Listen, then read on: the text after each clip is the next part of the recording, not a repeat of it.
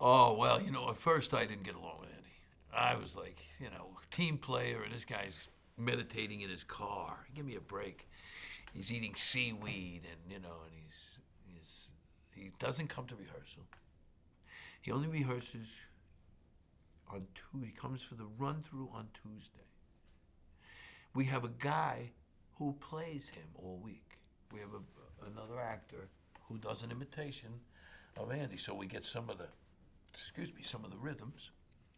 And then he comes on Friday, does the run-throughs with us, and then does the show. And when we have a gag reel, he doesn't make any mistakes. He doesn't rehearse, and so that galls you too, But I really found him I thought he was disruptive, and I didn't understand why they catered to him, And I'll tell you something I did I'm not proud of. But I was trying to provoke him so that we could get it out in the open and say what you're doing is disruptive, and because we waited for him, we didn't rehearse. It was just. And by the way, I was just being an idiot. I took a fire extinguisher, and it was a water fire, so it wasn't like chemicals, and I shot him with it, and figuring he'd get mad, and he just stood there, and I emptied it. And then I was so frustrated because he didn't do anything.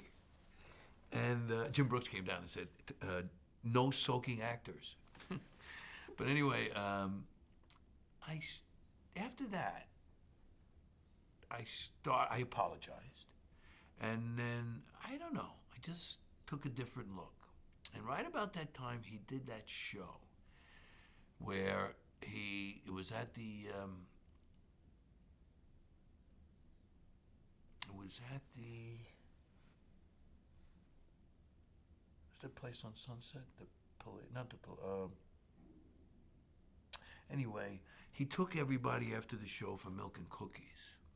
And the show was the craziest thing I've ever seen. He got up on stage, he put on the Mighty Mouse thing, and then he stood there. And then, here I come to save the day. And then he stood there. And he'd make like he's almost going to sing. And it was hysterical. And so afterwards, we all got on the bus, and we all went for milk and cookies. And I started to think, holy mackerel, this is something really different. And so I started, making an effort, as you should do as a person. And we became pretty close friends. In fact, I actually refereed some of his wrestling things. And he was insane. I mean, Andy wanted, all Andy wanted was us to talk about him like this.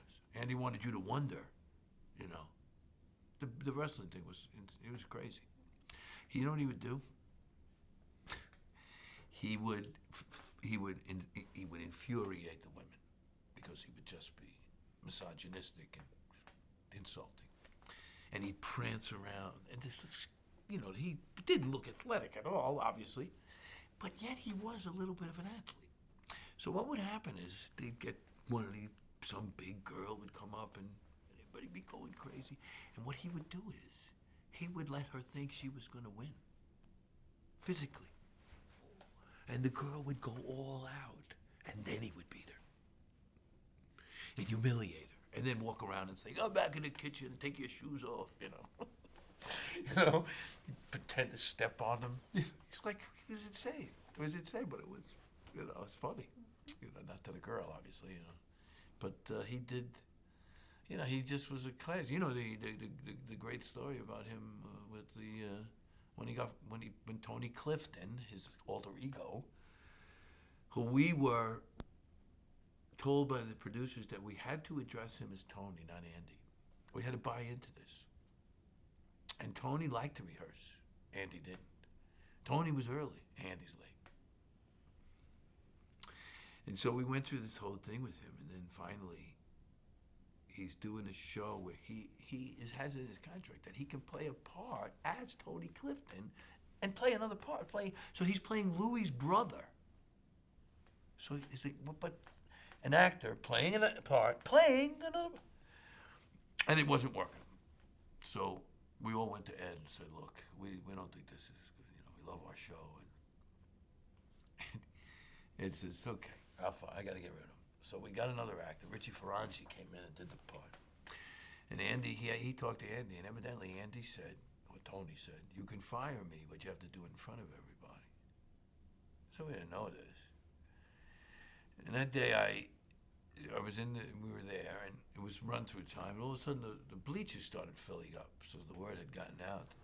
And we were doing the run-through, and all of a sudden he came in the back door with two, obviously streetwalkers, giant women, and little boxes, little square white boxes, and in there were those little dogs with the remote control. One button makes it bark, one button makes it jump over. And he's giving, the girls are giving them out to everybody. So there's a million dogs barking and jumping. He says, I rewrote the script, and in my version, these two girls and I sit at the table through the whole episode. So with that, Ed walks over, and Ed says, Tony, I'm sorry, we're going to have to let you go. And instead of Tony taking it, he goes crazy. You can't fire me. What do you mean fire me? If I fire you, I got a bigger contract. And he's screaming. They get in a wrestling match. It was the craziest thing. They get in a wrestling match. And it's like there's people rolling around. It's crazy. And then Chuck heard Andy say, I got the biggest contract here once too often. And then he got involved. And it was just bedlam. The security came. It's the greatest day of my life. But he was a classic. And, again, this so sad that he died so young. He died of lung cancer. A guy who really lived on seaweed. Just this